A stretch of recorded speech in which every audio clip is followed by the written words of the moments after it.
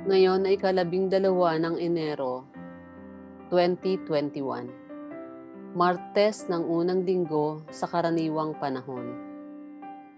Basahin natin at pagnilayan ang mga salita ng Diyos. Pagbasa mula sa sulat sa mga Hebreo.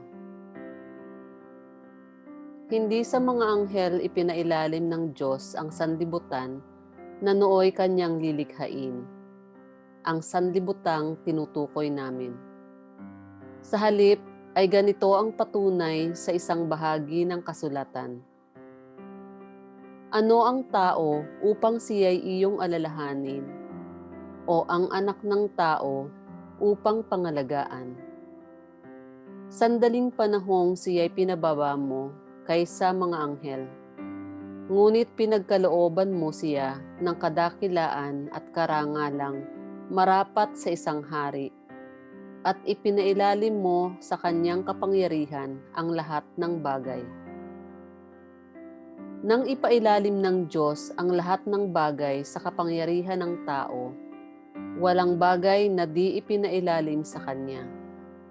Sa kasalukuyan, hindi pa natin nakikitang napailalim sa Kanyang kapangyarihan ang lahat ng bagay.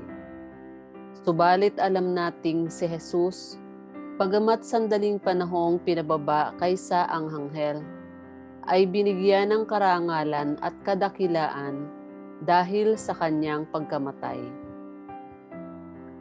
Dahil sa pag-ibig sa Diyos, niloob niya na si Jesus ay mamatay para sa ating lahat. Sa pamamagitan ng mga pagtitiis, siya ay pinapaging ganap ng Diyos na lumikha at nangangalaga sa lahat ng bagay upang makapagdala ng marami sa kaluwalhatian.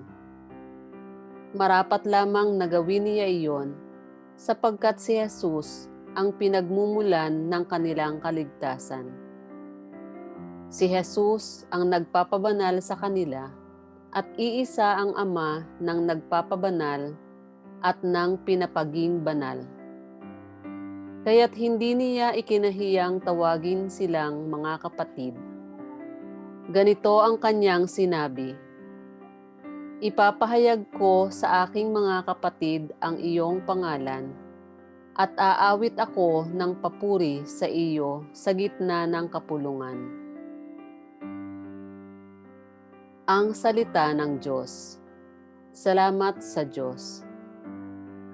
Salmong tugunan. Pinamahala sa anak ang ginawa niyang lahat. Ikaw, O Poon, Panginoon namin, laganap sa lupa ang iyong luningning.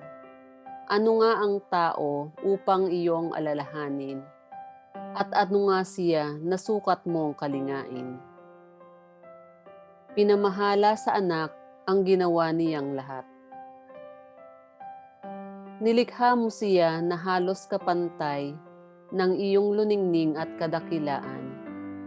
Pinamahala mo sa buong daigdig sa lahat ng bagay, malakit maliit.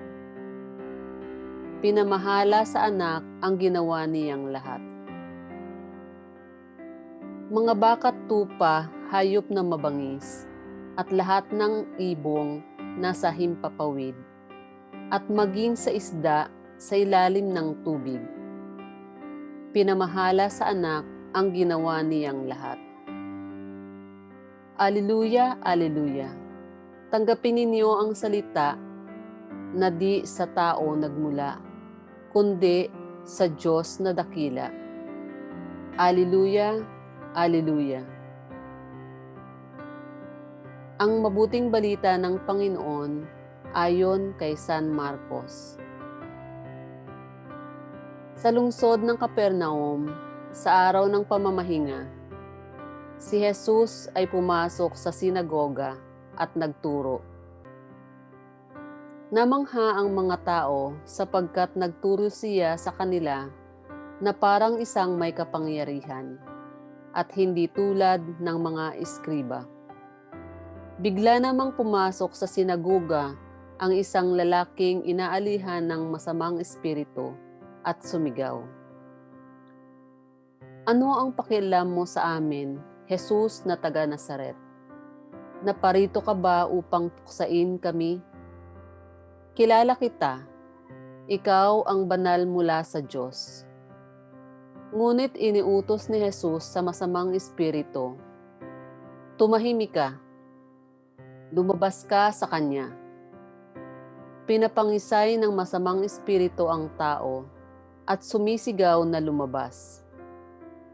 Nanggilalas ang lahat, kaya't sila'y nagtanungan, "Ano ito? Bagong aral?" Nauutusan niya pati ang masamang espiritu at sinunod naman siya.